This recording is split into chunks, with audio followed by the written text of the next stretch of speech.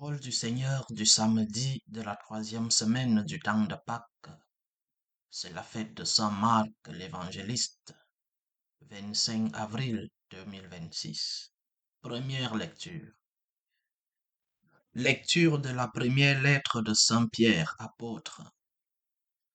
Bien-aimés, vous tous les uns envers les autres, prenez l'humilité comme tenue de service.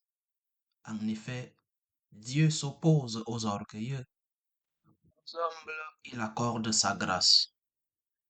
Abaissez-vous donc sous la main puissante de Dieu pour qu'il vous élève en temps voulu. Déchargez-vous sur lui de tous vos soucis, puisqu'il prend soin de vous.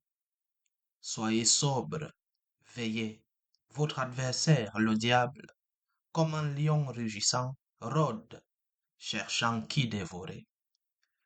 Résistez-lui avec la force de la foi, car vous savez que tous vos frères de par le monde sont en but aux mêmes souffrances. Après que vous aurez souffert un peu de temps, le Dieu de toute grâce, lui qui, dans le Christ Jésus, vous a appelé à sa gloire éternelle, vous rétablira lui-même, vous affermira, vous fortifiera, vous rendra inébranlable. À lui la souveraineté pour les siècles. Amen. Par Sylvain, que je considère comme un frère digne de confiance, je vous écris ces quelques mots pour vous exhorter et pour attester que c'est vraiment dans la grâce de Dieu que vous tenez ferme. La communauté qui est à Babylone, choisie comme vous par Dieu, vous salue, ainsi que Marc, mon fils. Saluez-vous les uns les autres par un baiser fraternel. Paix à vous tous qui êtes dans le Christ. Parole du Seigneur. Somme. Ton amour, Seigneur, sans fin, je le chante. L'amour du Seigneur sans fin, je le chante. Ta fidélité, je l'annonce d'âge en âge. Je le dis, c'est un amour bâti pour toujours. Ta fidélité est plus stable que les cieux. Que les cieux rendent grâce pour ta merveille, Seigneur, et l'assemblée des saints pour ta fidélité. Qui donc là-haut est comparable au Seigneur? Qui d'entre les dieux est semblable au Seigneur? Heureux le peuple qui connaît l'ovation. Seigneur, il marche à la lumière de ta face. Tout le jour, à ton nom, il danse de joie, fier de ton juste pouvoir. Alléluia, Alléluia, Alléluia. Nous proclamons un Messie crucifié. Il est puissance de Dieu et sagesse de Dieu. Alléluia, Alléluia, Alléluia. Évangile de Jésus-Christ selon saint Marc. Marc chapitre 16, versets 15 à 20. En ce temps-là, Jésus ressuscité se manifesta aux 11 apôtres et leur dit, allez dans le monde entier, proclamez l'évangile à toute la création. Celui qui croira et sera baptisé sera sauvé.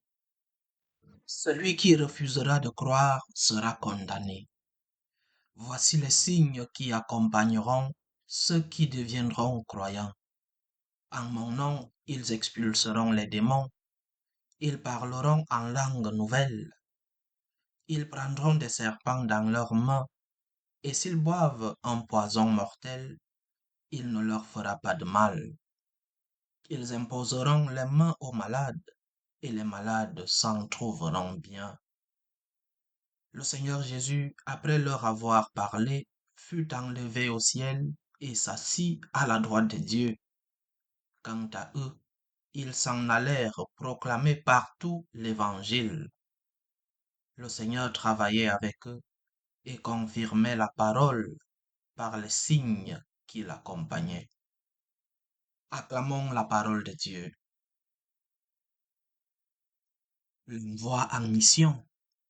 Le Seigneur passe la main, comme dans ce sport, la course de relais, où l'un des coureurs avec un bâton, lorsqu'il arrive à une ligne, passe ce bâton qu'on appelle le relais à son coéquipier. Le Seigneur passe donc le relais.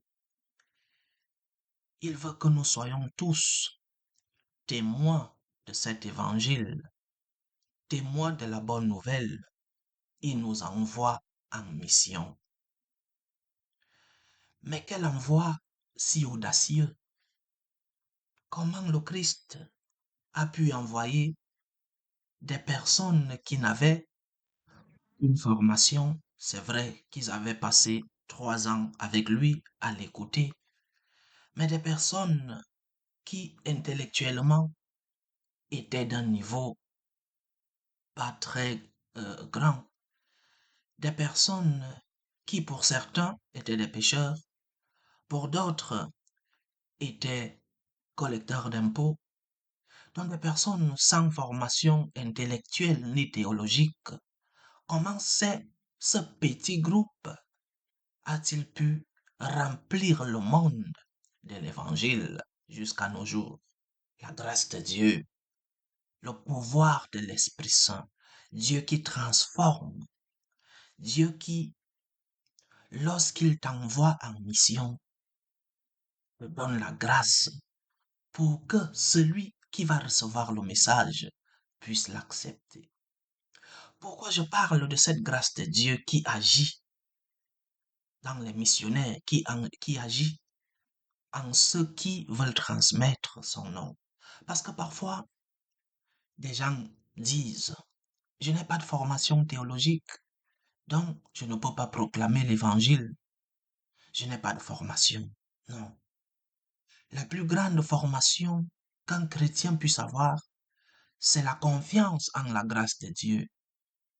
Nous sommes tous des envoyés en mission. Nous sommes tous des missionnaires.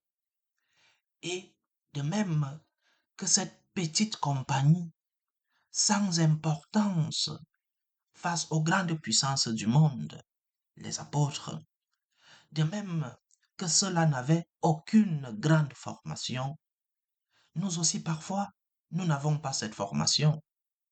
Mais le projet de Dieu ne peut être réalisé qu'avec la force que Dieu lui-même accorde aux apôtres et donc à nous tous. C'est ainsi que cette mission a pu se réaliser et que les apôtres ont commencé cette œuvre qui a ensuite été poursuivie par leurs successeurs. La mission confiée par Jésus aux apôtres s'est poursuivie à travers les siècles et continue aujourd'hui encore. Cette mission donc requiert notre collaboration tous. Chacun, en effet, en vertu du baptême qu'il a reçu, chacun est habillé en ce qui le concerne à proclamer l'évangile. Lorsque nous sommes baptisés, nous sommes prophètes, prêtres, nous sommes missionnaires de l'évangile du Seigneur. C'est précisément le baptême qui nous habilite et nous pousse à être des missionnaires, à annoncer l'évangile. Mais sur cet itinéraire, nous rencontrons le Christ lui-même dans nos frères, spécialement dans les pauvres, dans ceux qui souffrent dans leur chair. Le Christ, par sa grâce, nous revêtit.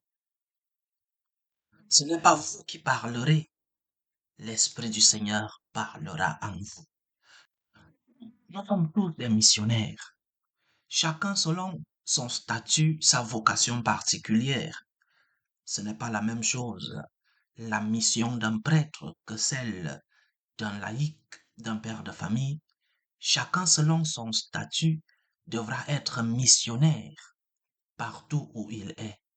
Missionnaire pour le prêtre dans sa paroisse, à travers les catéchèses, les homélies, les conférences. Missionnaire à la maison comme père de famille, à travers l'éducation de ses enfants.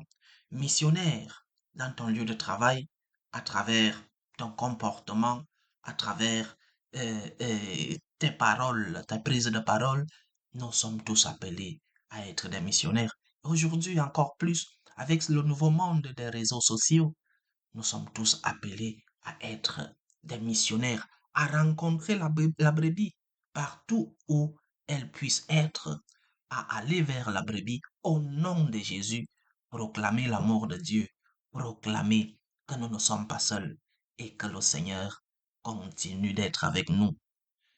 Missionnaires pour le Christ, missionnaires avec le Christ.